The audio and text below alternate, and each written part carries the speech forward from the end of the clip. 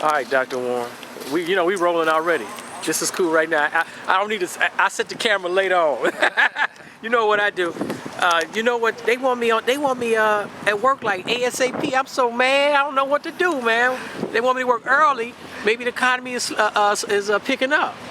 Well, that's all part of. It's just like the 15,000. Yeah, talk louder. Go ahead. That's like the 15,000 Dow that you have, right, or the 1,500 S&P 500. I mean, right, 1,600, should I say? Right. And people think that everything is okay, not realizing that that's more or less money created by out of thin air by the Federal Reserve that enable the Wall Street bankers to make tons of money, but none of that ever gets to Main Street in terms of the bank making loans or whatever at this point in time. What I do as a limo driver, I pick up some of the top 5%. So I see the 5%ers, if you will, and 5% in the sense that people make X amount of dollars. Right. So this the high end folks I'm seeing, but you know what? It don't trickle down to me. Well, it's not going to trickle down. What you have is a permanent. What you're going to have is 80%. I would say half of what we call the middle class. The middle class, half of the middle class, or maybe a little bit more than half, will be permanent underclass. Permanent, because I was once told that it's about 50. I heard this guy on MSNBC, Bob Herbert.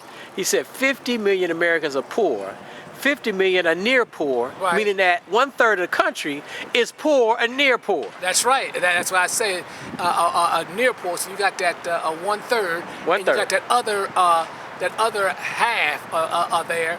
They're just hanging, living from paycheck to paycheck, just above that. So really, you're living in something like a third world with the top 5% that makes it, and the rest of everybody, suffering. And the poor that are poor, they're super poor, because at this point, if they think you're going to have another program like unto the LBJ poverty, what did I say? War on poverty. Yeah. Well, that's not possible. Now the country is broke, and in fact, not only are we broke, Western Europe is broke.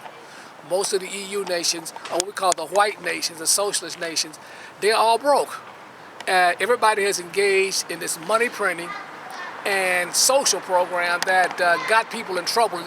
Instead of giving people that sovereignty and letting people take care of their own, say, pensions, if they're people that take care of their own pensions, they've been a lot better off in a lot of senses. I misspoke. I meant to say 50 million. I think I said 50 million people poor, 50 million are near poor. I would love to have, when I come back, maybe next week, I come back and talk about QE2, QE3, because I think most of us poor folks don't understand what quantitative easing means. Well, wait. You're absolutely right. The show. We could touch on that toward the end. But the question I wanted to ask you, Dr. Warren, was why does America borrow money from China? Because they are dead broke. We don't have any savings in this country. They are primarily consumers. And see, that's only two ways that you can buy stuff, purchase stuff. Usually countries would have savings, and from the savings they would do investments. Investments would cause profits. Profits would be turned back into profit, into savings people have. As of now, you don't have that. Basically, for the last 50 years, I'd say the last 40 years, 40 or 50 years, we've been a consumer nation where we are basically purchasing everything on credit. What that means is the last boom we had in the housing, in the tech boom, was a result of debt-based economy. In other words, what you are purchasing stuff, people are not buying cars, basically, from savings. What they're going out is purchasing debt. What about the housing boom? The housing boom was all debt. That's all debt-based. People took their equity out of their houses. Yeah. They bought Lexus. They went to college. They did everything that you could name up. And finally, when the thing went bust, they were totally wiped out. They have no equity, and they're dead broke. Because they said the suicides in this country, a lot of middle-aged white folks are killing themselves left and right. And that's partly due to for the recession. Because of the recession. That's killing themselves. Suicide. Listen, 80% of suicides have went up roughly 50%. And most of the, I think 60% of that, the two basic high ethnic races is whether you know it, is not only whites, but it's the Alaskan and the Alaskan Indian, and it's another Indian, mainly American Indians, and have committed suicide. Man, it's messed up. Now, the average American does not understand They say we're the greatest country in the world. We're a free market economy, but we borrow money from a communist country. We don't even think about this. Listen, they're living in past. They're delusionary. I don't know if they suffer from mind control. Basically, mind control, not realizing that they are dead broke.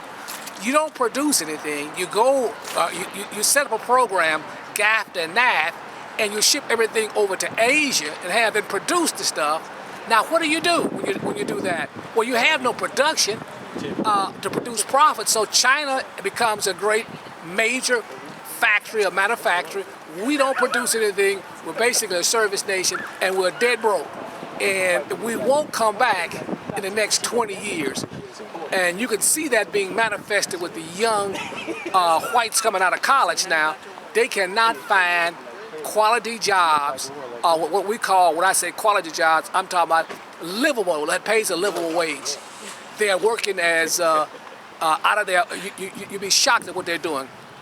Callers, marketing, all these things that have nothing to do with their field. And as a result, you don't know how they're going to pay these college loans back. So the middle class is just being devastated. A lot of folks going to default on them college loans. It's impossible. Yeah. The whole thing about ROM is everybody saying, well, you should get education. Well, then there is no market for education other than a few fields. And they are highly technical, and most minorities are not, don't have the technical ability at this point, or training. And we don't have the public schools are so bad. We're not being educated to even take advantage of this new economies or something. That's the whole point. So you have most blacks will be permanent underclass. Permanently. Most colleges that are liberal arts, those people will come out being mainly, should I say, underclass. As a result, because the government does not have the money to take care of most of these social programs. And remember, the only money that the government has is through taxing. They can either tax the people, they can sell off assets, they can sell licenses such as the satellites, licensing fees, mining fees. Those are the sources of revenue of a government. But as far as producing any general, as like Apple or nothing, they don't do anything like that. So the result of that, since they're limited income, and you don't have a tax base here no more, all that we're suffering from is permanent poverty. So what they're doing to make up for the say, tax base that they don't have, because everything we make, we got a trade deficit with China. As a result of this, what we're basically doing now is print money up. That's what in order to fund the deficit, which is about $3 billion to almost $4 billion, say $3.5 billion, $1.3 trillion. We don't have the tax revenue because the tax revenue is only about $2.5 trillion. That's all we have. So we're running at $3.5 trillion. So I mean, it's impossible to even reduce. If they're talking about austerity, if you thought the sequester of funds was hell, and they were crying about what would take place, just imagine if they cut $1 trillion to balance the budget, you'd have holy hell in the streets here. Riots all over the place. So, Dr. Warren, this country, United States, the powers that be, they don't plan to pay that money back to China? They can't pay it back because they have no way of paying it back. That's what China is saying, except one thing. We don't know what those bonds are, how those bonds that China, that they sold to China, do they have something written in there that they can have land as collateral? In other words, the United States is granting them land, say, somewhere out west, and special trade agreements that they can get as a result of these huge debt. They're going to have to barter their way out of the debt. Yes, they barter their way out of the debt. They don't have it. They don't. I mean, but they can't print it up because people say, "Wait a minute, you give me worthless money. I'm holding." And the American people don't. This whole Republican. We said this before. I can't emphasize this enough. This whole Republican Democratic thing. We got to get away from that. In the sense that it's all game, people. It's all games, people. People don't understand whether you're talking about Republicans or Democrats. They both have caused this mess. And until you wake up, cut the TV off, and do some research. Most people get a lot of the people get their information from the TV, like me. CBS, ABC, NBC. Yeah. That's a whole world of alternative news that you do not. I'm not talking about a lot of crazy stuff. That if you look at it, you'll see 2 or 3 days that it finally works itself into mainstream news. I mean, you have like the cyber situation. How in the cyber situation, few Americans realize that when the cybers went bankrupt, the EU refused to bail them out, except they take the deposits of the people that the banks that went bankrupt. See, most people understand most of the banks in the world, especially the white world, the Anglo world, the European world, they're bankrupt. They're totally bankrupt at this time, and they have no way of getting out of this mess except for one thing: declaring bankruptcy and reconsolidation. Another way is default of debt is out, so the only way they can do is devalue the debt.